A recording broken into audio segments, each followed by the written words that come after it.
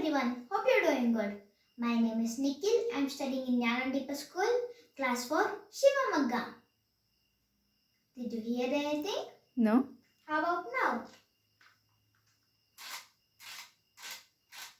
Yes.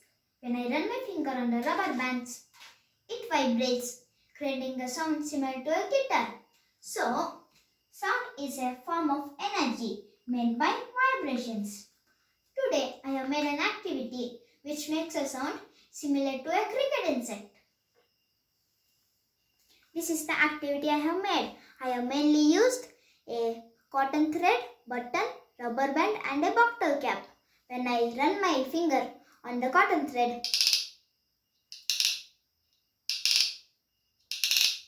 it makes a wonderful chirping sound. Thank you.